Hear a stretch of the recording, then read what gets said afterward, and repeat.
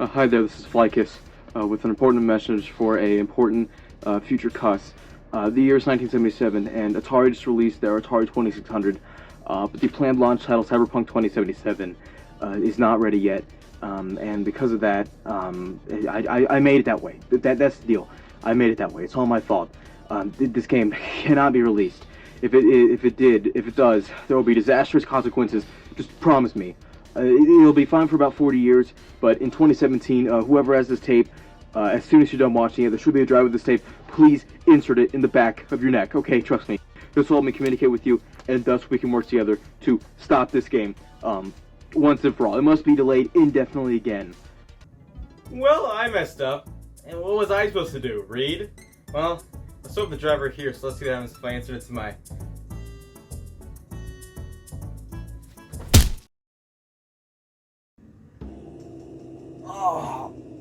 Oh, God. Wake the f*** up! We have a game to delay.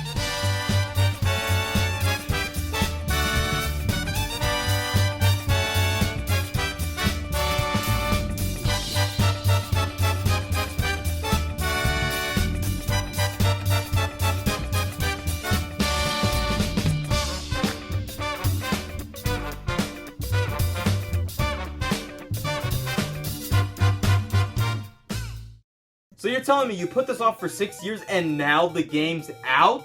I mean, yeah. Unbelievable. Well, I'm sorry, I had stuff to do. Like what? Yeah, stuff. But the game's out. We can't change that. Well, why did it matter if Cyberpunk released or not? Because it was destined Balan's Wonderland would follow. That's my fault? Yep. And in 17 minutes, your body will be mine. Wait, what? Honestly, I couldn't care less if Cyberpunk actually released. I just wanted to see what 2023 was like. Well, joke's on you! It's not that great. Well, that doesn't change a thing. You don't have much time left till I take over your body. Well, shoot, I don't have much time left. I guess it's time to wipe something off my bucket list. This is the most broken, the buggiest, maybe even the worst game of all time. I'm also dumb. Cyberpunk 2077, one of the most notorious games released within the last few years. It had a rough launch, being incomplete, and that followed a series of long delays. Cyberpunk became the stuff of legend, as iconic as E.T. for Atari 2600 and Superman 64 for how bad it was. And because of its reception, I've always had a weird fascination with this game, eventually wanting to play it. I've put it off for a while now, but with my clock ticking down, guess there's no time better than now to do so. Cyberpunk 2077 is based on the Cyberpunk series of tabletop RPGs created by Mike Pondsmith, who acted as a consultant for the game ever since it started development in 2012. Hey, it actually started development in 1975. Wait, you're telling me Wikipedia lied? But saying it started development in 2012 is a long stretch. Really, in 2012, they had the idea of creating a video game based on the series. The game was to be developed by CD Projekt Red, developers of the Witcher series. However, in 2012, they had just started developing the third entry in the Witcher series, Wild Hunt, so that meant Cyberpunk was still a ways off. But they couldn't wait to start lying. In January of 2013, the first teaser was released, which was just 2 minutes of, oh, pretty CGI. I don't get why they couldn't have just said, yeah, we're making a game based on the Cyberpunk series and then move on. Why did they have to go ahead and make a teaser? Full-on development didn't start until they finished the Witcher 3 DLC in 2016, so in reality,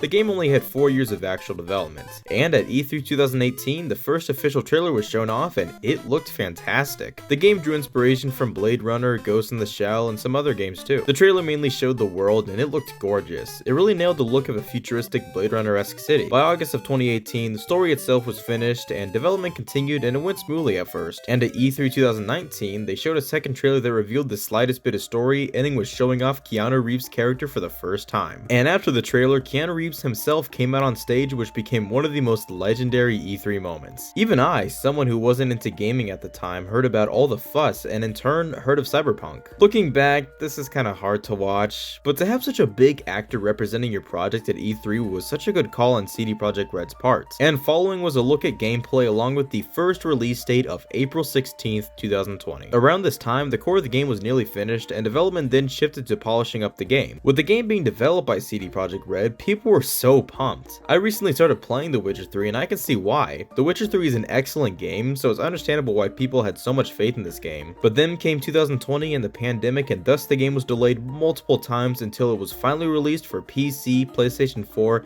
and Xbox One on December 10th, 2020. Contract renegotiations. You keep your contract. And the game still wasn't done. Cyberpunk had an abysmal launch with bugs and glitches riddling the game. The PS4 and Xbox One versions ran the worst with horrible frame rates, glitches, all of it. It ran better on the 9th gen systems, the PlayStation 5 and Xbox Series X, and it ran the best on PC. But the fact that it ran so horribly at launch was simply inexcusable. In a content sense, yeah, the game was finished besides DLC. The core story and gameplay was all done, but it was incredibly unpolished. And as time went on, a ton of controversy came out. In 2019, CD Projekt Red said they wouldn't require developers to work overtime and in time crunch, but as November 2020 neared one of the planned release dates, CD Projekt Red instated 6-day work weeks and overtime to try and finish the game for a November release, which was simply unacceptable. Only the PC version was released for reviewers, which looked and ran the best, adding to a false representation of the final product. But once the game launched, it was all over. They couldn't hide it anymore. Refunds were issued and the game was taken down from the PlayStation Store as they actually finished the game. After the disastrous launch, CD Projekt Red took time to finish the game, and now, over 2 years later, let's see how it is. I'll be playing this on a base PS4, so I won't be surprised if it explodes. But before I talk about the performance and all that jargon, this game does tell a story, so I'm gonna talk about it. Great! I really care. Well, we start with a character customizer, which is super in-depth. There's so many damn choices, over 50 hairstyles, so many colors to choose from, just so much customization. You really have to create your character for yourself to truly grasp how in-depth it is, even allowing you to adjust your breast and schlong size. Dude, video games have come such a long way. No matter how you customize your character's name is V, and V's gender is simply defined by their voice. A masculine one and a feminine one. And once you're done customizing, you are presented with choosing 3 possible openings: Corpo, Street Kid, or Nomad. I went with Street Kid, where you start off as a street kid in a bar. This guy wants you to steal a car, so you go to it and meet Jackie Wells before being knocked out by the police. Once you regain consciousness with Jackie, you guys become friends, and through a montage work your way through the ranks of being a criminal in Night City, which is where all 3 openings collide. Yet, no matter what opening you choose, the bulk of the game remains the same. The main effect your chosen beginning has on the story is some dialogue. Each opening has unique dialogue choices throughout the game, but that ultimately doesn't change a thing. The Corpo opening, you're a rat working for Arasaka, the big ruling government of Night City. You already know Jackie, and the company finds out you're a rat and revokes all your information. Cue the montage. And the Nomad opening, you start as an auto mechanic in the Badlands inside of Night City. You meet Jackie, do stuff with him, and montage time. And those are the openings. It's a neat concept, but it has too little of an effect on the story. It may spice up a second playthrough at first, but once the game becomes the same again, the magic of a unique opening is lost. But the story after the montage, well, you and Jackie start working together and are playing an ultimate heist, stealing a chip from Arasaka. The chip of immortality, that Sky Dexter wants it. So you get help from Evelyn Parker, a prostitute who does what she does to be a spy. Through her, you discover that the chip is being held in the apartment of Yorinobu, as he's stolen it from his father, who is Arasaka's leader. Family not getting along? Sounds familiar. So after getting all the information, you and Jackie infiltrate Arasaka Tower, successfully finding the chip in his apartment. But then Yorinobu arrives, so you and Jackie hide and secretly witness Yorinobu murder his father. Family not getting along? You and Jackie are spotted and have to make a daring escape where the chip is damaged and Jackie is mortally injured. To ensure his protection, you put the chip in your mind and continue to escaping Arasaka Tower and the Arasaka forces, heading to Dexter. But on the way, Jackie unfortunately passes. You arrive at Dexter's where he betrays you, shooting and technically killing you. How about a title card? No, I'm not joking. It took me about 5 hours to reach the actual game's title card. You then experience some weird flashbacks where you play as an overpowered badass as his crew raids Arasaka Tower in 2023? Wow, to think as I sit here moments before my death, there's some guy out there fighting a huge evil corporation. What a world we live in. You then regain consciousness in a landfill where Takemura, an Arasaka agent, takes you away as he believes you killed Saburo. But then Arasaka attacks Takemura, so you have to help him fend off Arasaka, and Takemura takes you to a Ripper dock to recover. You then learn what those flashbacks were. They were memories of Johnny Silverhand, a legendary rock star from Night City's past. His consciousness is on the chip, and thus Silverhand is a part of your mind unless you can find a way to remove it. And if you can't, well, Johnny will eventually take over. And at first, Johnny is a douche, but then you realize it's Keanu Reeves and then fall in love with him all over again. The following day, you meet with Takemura, and he sends you to find Evelyn since she was close with Yorinobu. He hopes that Evelyn can help them convict Yorinobu for the murder of Saburo, and hopefully Evelyn can also send you down the path to get the dang chip removed. But I love Keanu! But if he doesn't get it removed, he'll die! Huh, sounds familiar. Johnny also recommends speaking to a fixer called Rogue to get the chip removed, and from here the story branches off a bit. You have 3 objectives that you can complete in any order. Find Evelyn to get info on Yorinobu, find Anders Hellman, the creator of the chip, to find out more about it, and now Rogue. To find Evelyn, you speak to her friend Judy, who sends you to the Clouds, the brothel she's been working at, but she isn't anywhere to be found. You follow her trail and find out that she has been kidnapped, so you and Judy team up to rescue her. After doing so, you scan her memories and find out she was doing stuff with some voodoo boy, so then you meet up with them. They have you raid a rival gang's mall and take out a net runner, but V almost dies as he was set up. But it turns out it's all fine, as they just wanted to see the chip a bit. Yeah, you can kill me to study a trend of my hair. Okay! You eventually meet Alt Cunningham, one of Johnny's former lovers who is now in the net, and you learn that she can get the chip removed if you can get underneath Arasaka Tower. Brilliant. Meeting with Rogue, she sends you to work with Panam Palmer, a nomad who is a part of a cult thing called the Altercados. You help the Altercados with some stuff, and in return they help you find Anders Hellman, but he turns out to be useless as the chip is an experimental version. You then work with Takemura, planning to kidnap Hanoku to show her that Yorinobu killed Saburo, and so they plan to do so during a parade. So they rig some floats, figure out some openings, and the parade eventually comes and everything almost goes to plan, but you have to fight Hanoko's bodyguard, this not so tough son of a bitch. Takemura kidnaps Hanoko and takes her to an abandoned apartment to try and get her to agree, but then Arasaka rates a place and you have to escape quickly. You hide out in a motel and Hanoko sends you a proxy, telling you she wants to meet and that she believes you. And thus, you meet with her and the ending splits off from there. You can trust Hanoko, who will take you directly into Arasaka, or you can bust him with Johnny. And the game has a ton of endings based on the choices you make, but here's my ending. I rejected Hanoko's offer and you get the opportunity to team up with past allies based on side quests you did. For example, there are romance side quests where you can get romantically involved with side characters and they can help you with the ending. And so I did the side quest that gets you close with Panam and had her work with me on this last mission. And so with the Altercados, you break into Arasaka Tower, hook up to the net so all can free you, and you're given one final choice. Either you can keep your body for yourself and die in a couple of months, wiping Johnny completely, or giving control to Johnny so he can then live on. I kept control and of course felt bad for Johnny, as I loved him, but he is removed from my consciousness, and you then escape Night City with Panam, ending by getting out of a tank and sitting with her, as you supposedly live out the rest of your days free. Again, there are a ton of endings based on the choices you made as you play through the game, which is genuinely awesome. Whether you chose to do some side quests or not affects the ending. Even if you just did the story, you made the choice to not do anything else, and thus it affects your ending options, which is a great concept executed well. I was beyond satisfied with my ending, but I like that you can replay it and make different choices in order to have a different ending, but that's it for the story. The beginning and ends depend on the player's choices, but besides that, it's pretty much the same for every playthrough. The core story is fine. It's not amazing, but it's okay enough. But that's just a story, and this is a video game. So how is it just a video game?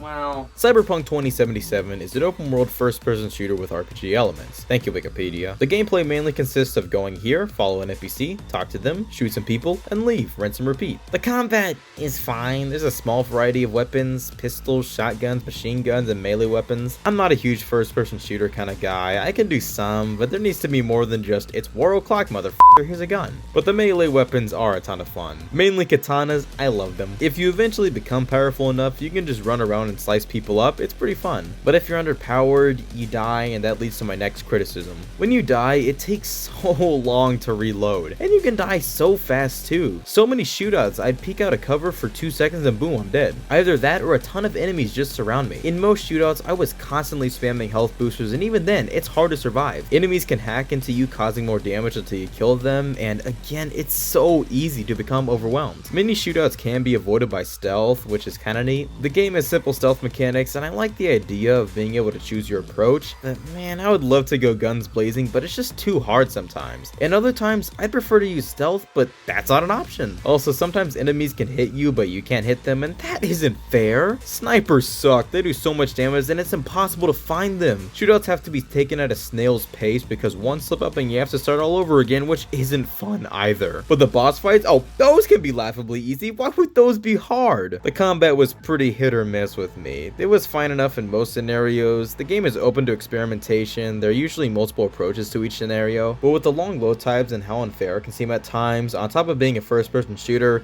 it's annoying. But there's also driving. Ugh, I hate driving in this game. It feels like an awkward mix of GTA 4's more realistic driving and GTA 5's more arcadey driving. It just doesn't feel good and the physics are awful. Sure, it's not necessarily fun in GTA to be going super fast and hitting a tree and having the car damaged, but at least it feels a bit more realistic. I found the motorcycles to be much more enjoyable than cars. I would avoid using cars all the time if possible. And of course, you have cars to traverse the world. My blessed transition powers have returned.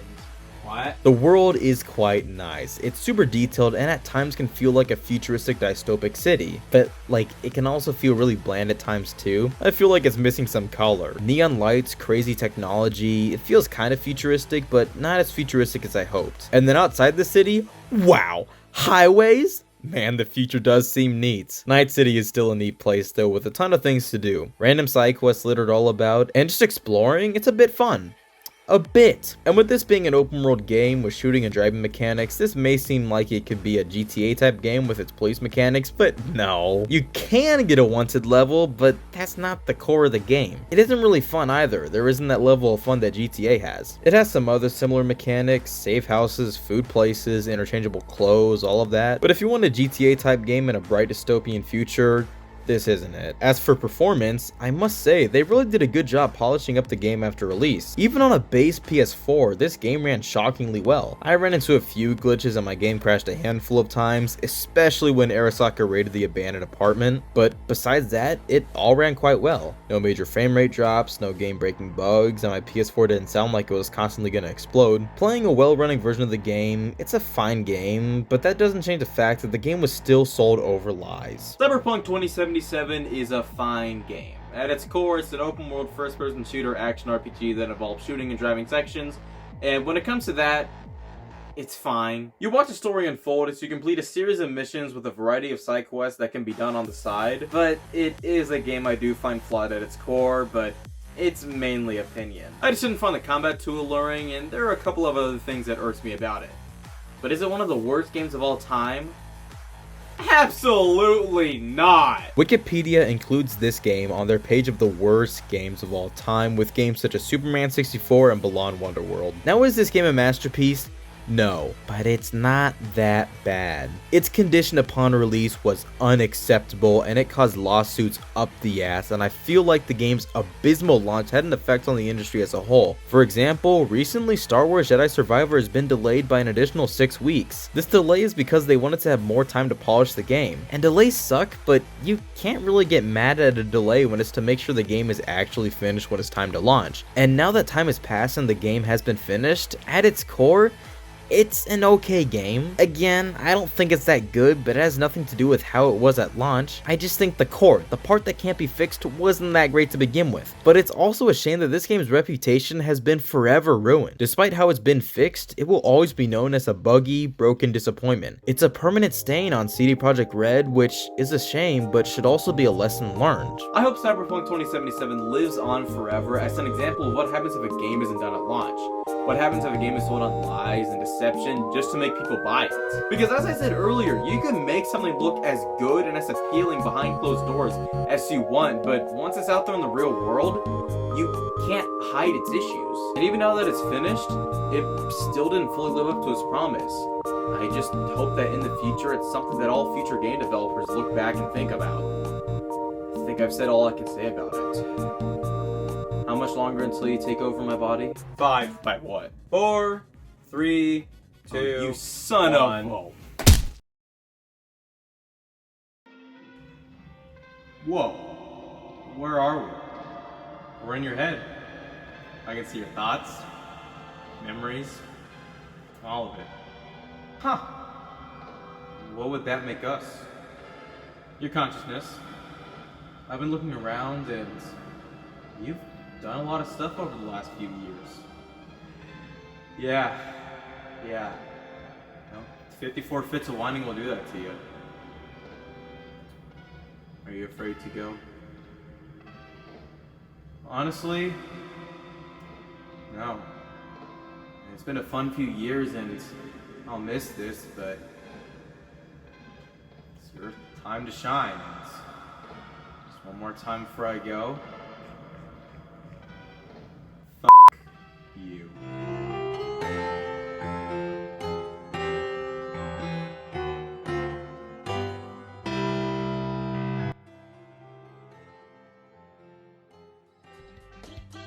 Well, that f***ing sucks.